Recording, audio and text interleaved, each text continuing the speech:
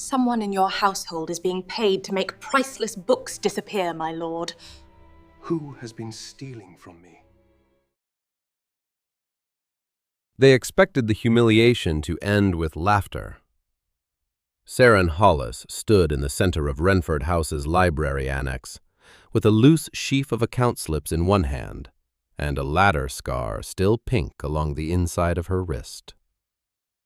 The room had gone still after her uncle, desperate and sweating beneath the chandeliers, had introduced her as if she were no more than another piece of furniture that had somehow learned to speak. The Dowager Duchess had already looked Seren over once with the polished chill of a woman deciding how much contempt could be delivered without raising her voice. Lady Arabella Vane, gleaming in pearl-colored silk, had smiled as if the evening had at last provided its entertainment. Then Seren had taken the Duke of Northmere's own catalogue ledger from the side table, turned 3 pages, and said before them all, "If your grace wishes to know why half this library is considered beyond repair, you might begin by dismissing the man who has been paid to lose it for you." Gasps ran around the room. Her uncle shut his eyes. Arabella's fan stilled. The Dowager drew herself up, prepared to crush the impertinence where it stood. But the Duke did not rebuke Seren. He looked instead at her ink-marked fingers, the old glue on her cuff, the certainty with which she held a room that had never once been arranged to welcome her, and asked in a calm voice that somehow made the silence sharper, "Which man?" That was the true beginning. If stories have a mercy, it is that the moment which ruins one life sometimes reveals the narrow door by which another may enter. Before that night, Seren Hollis had spent 6 years behind the counter of Hollis and Wren, a failing bookshop off Market Street in Philadelphia, where damp crept into the boards in winter, and gentlemen often spoke of books the way careless men speak of wives, as possessions they admired most when someone else had done the labor of tending them. The shop had belonged to her late father once. After his death from a fever caught during a coastal voyage, it passed into the hands of her mother's brother, Edwin Hollis, a decent man with weak instincts and a talent for trusting the wrong creditors. Seren did not trust them. She trusted bindings, margins, handwriting, and the way disorder left traces behind it. She could tell which customer truly read and which only wished to be seen buying Latin. She knew which sermons had been printed in haste, which atlases had lost pages in transit, which volumes had been sold at a false loss to settle private debts. She knew how ruin announced itself quietly, first in postponements, then in apologies, then in ledgers that no longer balanced except by invention. By the spring of 1772, their shop owed money to 3 paper merchants, 1 printer, and a discreet lender whose clerk had begun appearing every Thursday with a face too smooth for mercy. Seren had sold her mother's silver buckles, dismissed the youngest apprentice, and taken in cataloging work at night for collectors who preferred paying a clever woman half what they would have paid an inattentive man. That was how she first saw the Northmere seal.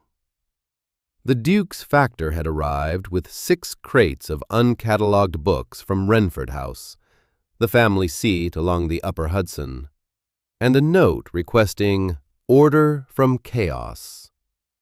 No compliments, no flourish, only an exact hand and an exact fee. Seren admired that at once. She admired the books more when she opened the crates. There were sermons from Boston, legal treatises from London, maps of the Carolinas, Plutarch in calfskin, a ruined Petrarch with marginal notes in at least 3 generations of Northmere hands, and one box so badly listed that half its contents had clearly been switched. That was when she first understood that the Duke's celebrated library was not merely neglected, it was being quietly thinned. She wrote a correction. The answer that returned 3 weeks later was not from a factor. It came from Adrian Vale, Duke of Northmere. He entered the shop on a wet afternoon, wearing dark traveling wool and the expression of a man who expected the world to disappoint him in orderly ways. He was not old, though grief had settled in him with the authority of age. Seren learned later that he had buried his younger sister the previous winter, and his father 3 years before that. Even before she knew it, she recognized the posture. A man holding himself together by refusing everything that might soften him. He asked to see the mislisted crate. Seren showed him. He asked how she knew the catalog had been tampered with. She told him the clerk who copied the entries had used 3 different inks over 2 months, but the numbering pretended the work had been done in a single day. She pointed to a devotional text marked as a political tract and a mathematical folio entered under household receipts. Then she said, because she had never learned the profitable art of pretending rank improved a man's judgment, "Either your steward is a fool, Your Grace, or someone near him has discovered that a great house hides theft more easily than a poor one." For the first time, the Duke looked at her as if he had forgotten to be bored. He came again the next week, then again. The arrangement that followed would have shocked respectable women and delighted practical ones. Northmere needed its library restored and recatalogued before an inventory connected to a pending family settlement. Edwin Hollis needed enough money to keep creditors from stripping the shop. The Duke proposed that Seren come to Wrenford House for 1 season, catalog the entire collection, identify losses, and produce a revised private index no steward could alter without detection. In return, Northmere would clear the Hollis debts in full. Edwin feared gossip. Seren feared losing the shop more. So she accepted. Wrenford House stood above the river with the bleak elegance of families long accustomed to obedience. Its western wing had been added by a grandfather who loved French proportions more than colonial weather. Its library ran across 2 floors, with galleries, locked cabinets, and a neglected annex where trunks of pamphlets had been left to mildew during the last hard winter. Seren had never seen so many books gathered under one roof. She had also never seen so many people invested in making her feel she did not belong near them. The Dowager Duchess, Helena Vale, believed intellect in a woman could be tolerated if it remained ornamental. In Seren she found something worse, usefulness without deference. Helena informed her on the first morning that discretion would be expected. Seren replied that so would accurate shelving. The breach never healed. Lady Arabella Vane was subtler. Beautiful, well-born, and long assumed to be Northmere's natural future duchess, she had spent years arranging herself near Adrian's mother, near his table, near his grief, near every place where habit could be mistaken for affection. She received Seren with polished amusement and began, from that hour onward, to practice a warfare made entirely of omissions, overheard remarks, and invitations from which one name had been carefully excluded. Adrian saw more than either woman guessed. He said little. but he altered the library keys so Seren answered to him alone. The work itself became the truest argument between them. She climbed ladders, opened forgotten cabinets, dried damp pages by the fire, matched family annotations across decades, and rebuilt order from rooms that had long been managed according to appearance rather than truth. He began by visiting to review progress. He remained to ask questions. Which books had belonged to his sister? Why had his grandfather hidden political pamphlets inside theological folios? What kind of man marked lines about duty only in years of financial strain? Seren answered when she could, and refused false certainty when she could not. He found that refusal unnerving, then necessary, then dear. At dusk, when the house had emptied itself into card rooms and supper tables, they stood beside tall windows overlooking the river and spoke of things neither had intended to say aloud.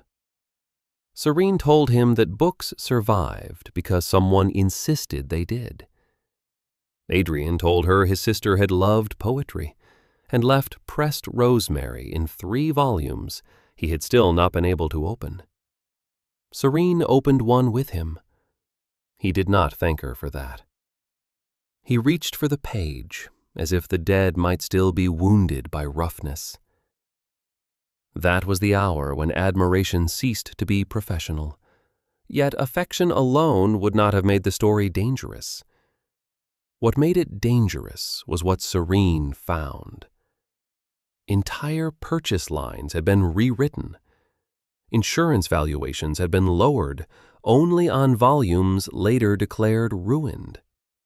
A side ledger kept by Mr. Toller, the senior steward, recorded restoration losses in sums too regular to be honest. 2 crates supposedly destroyed by mold had in fact been sent south by river barge under another merchant's mark.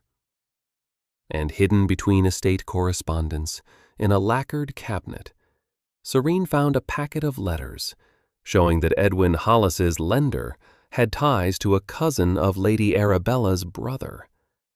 The debts threatening her family were not merely unfortunate, they had been purchased. When she laid the letters before Adrian, he went very still. "What do you think they intended?" he asked. Seren met his eyes. "To own my uncle through debt. To own your library through confusion." And perhaps, she said, because she had earned the right to cruelty where truth required it, to prove that women and shopkeepers make the safest doors through which gentlemen may carry stolen things. He laughed once, without mirth. "You improve my opinion of my class daily. And yours of mine?" His gaze held hers longer than was wise. "Daily." The next weeks bound them in a conspiracy of labor. They reviewed ledgers at midnight.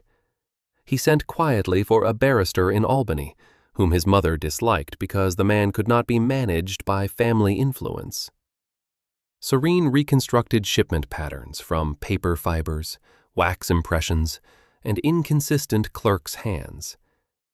Adrian began dismissing servants, not in anger but in sequence, each removal so precisely timed that the guilty men had no room to warn one another. Naturally, the house noticed. The dowager accused Seren of ambition, in the tone some women reserved for sin. Arabella hinted, with exquisite innocence, that gratitude sometimes led low-born women into romantic confusion. At dinner one night, before a table of neighboring families, she asked whether Miss Hollis found cataloging less tiresome now that the Duke himself had taken such an interest in the collection. Seren put down her spoon. "Very much less tiresome than watching people pretend not to ask a question they have already sharpened." A footman dropped a glass. Adrian did not smile, but later, when he found her in the West Gallery replacing labels, he said, "You might have let me answer for you." She turned, still holding the paste brush. "And let them think I could not?" His expression changed. Not wounded, not offended, only arrested by admiration so open it might as well have been touch. "No," he said, "I suppose I should not." The first time he kissed her, it was after she had spent an hour telling him why his grandfather's catalog system was vain, inconsistent, and built by a man who preferred owning books to reading them. He listened, argued twice, lost both arguments, and then took the brush gently from her hand, as if surrender itself could be tender. His mouth touched hers with such restraint that for one aching second she wondered whether grief had taught him to love only from a distance. Then his hand came to her face, and restraint became confession. She loved him most in the days after, when nothing became easy. He did not offer her impossible fantasies. She did not pretend the world would forgive them because they were honest. Between them stood rank, his mother, Arabella's ambitions, the gossip of every drawing-room between Albany and Philadelphia, and the plain fact that a duke might desire a bookseller's niece without believing himself capable of marrying one. Seren would have endured even that uncertainty if the attack had fallen only on her. It did not.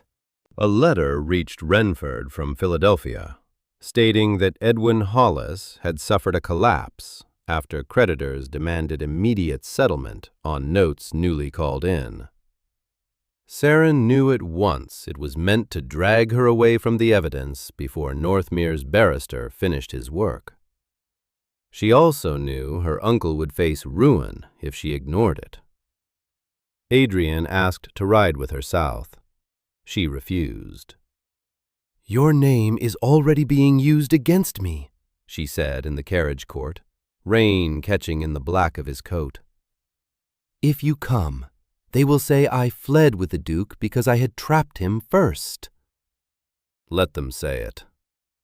"No, you do not yet understand what men of your world survive and what women of mine do not."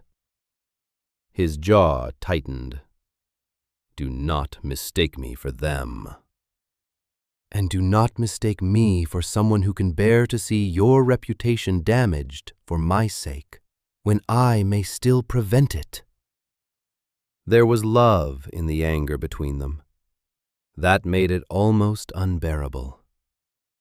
He caught her wrist once, gently, as if stopping time required very little pressure. "Come back," he said.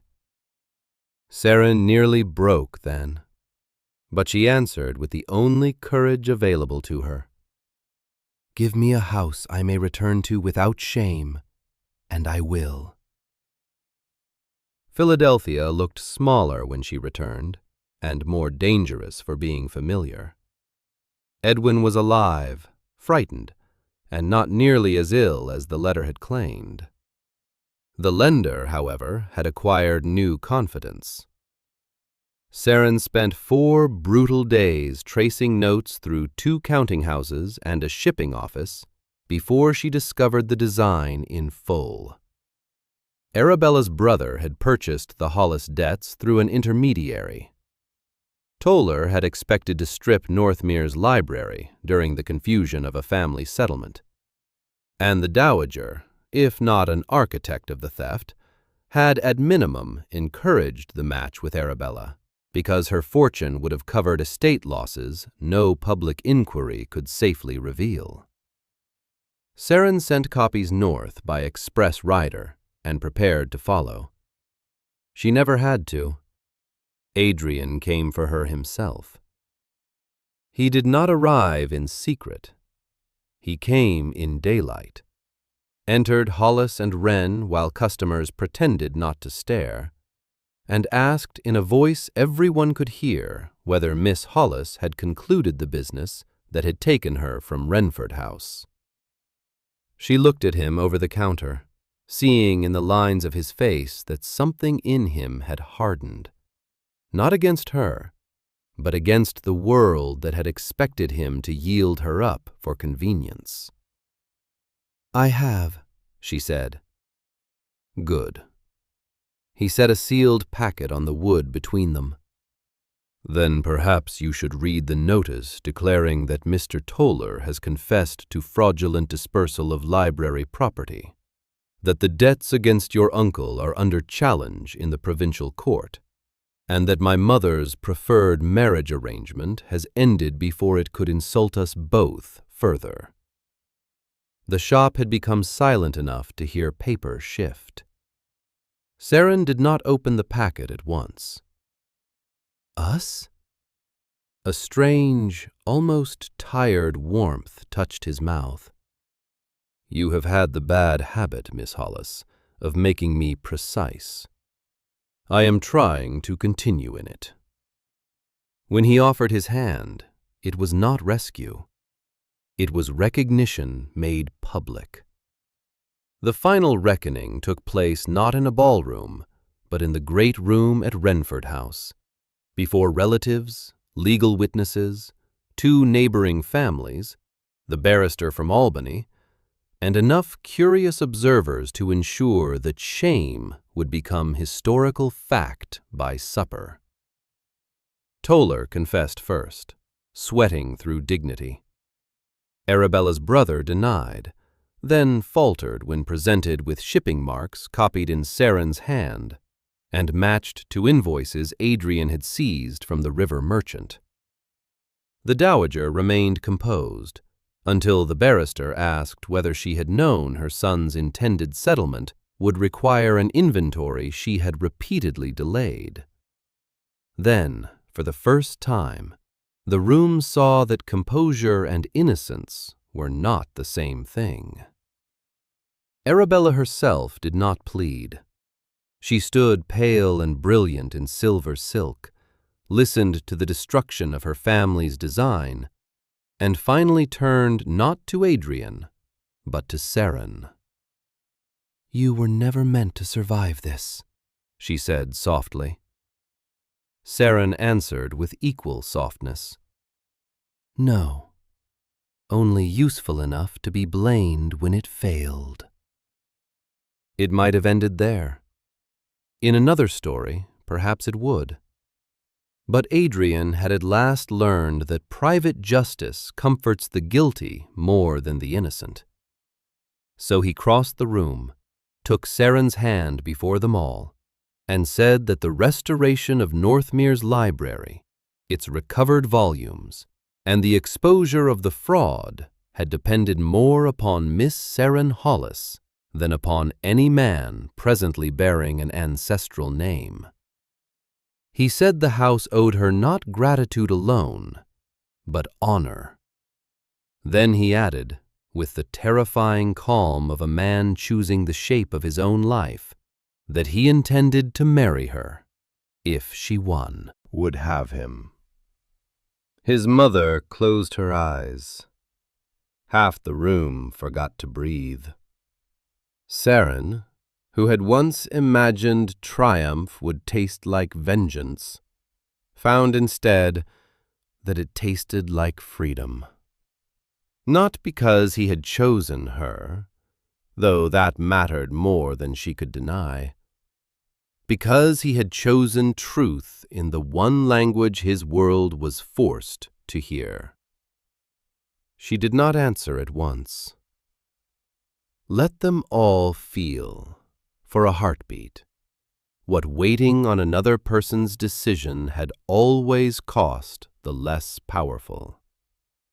Then she said, "Yes, Your Grace, but only if the South Annex is mine." The laugh that broke from him then belonged not to the Duke, not to grief, not to duty, but to the man she had reached beneath them all. It was yours the day you began putting it right." Their marriage displeased exactly the people it ought to have displeased. That was one of its virtues. Yet the life that followed was not a fantasy of vanished obstacles. Seren entered Wrenford House as a duchess, and remained, to the surprise of many, herself. She expanded the library into a working archive, opened portions of the collection to visiting scholars and ministers, employed 2 young women as paid assistants, despite murmurs from families who considered that educational excess, and established a discreet restoration fund for small private libraries whose owners had more learning than money. Adrian, for his part, discovered that love was easier to bear once he stopped treating tenderness as a weakness that grief would punish. He read aloud again. He argued for pleasure instead of defense. He learned that Seren's most devastating judgments were often delivered while repairing a torn title page. On winter evenings, they sat together beneath candlelight in the annex she had claimed.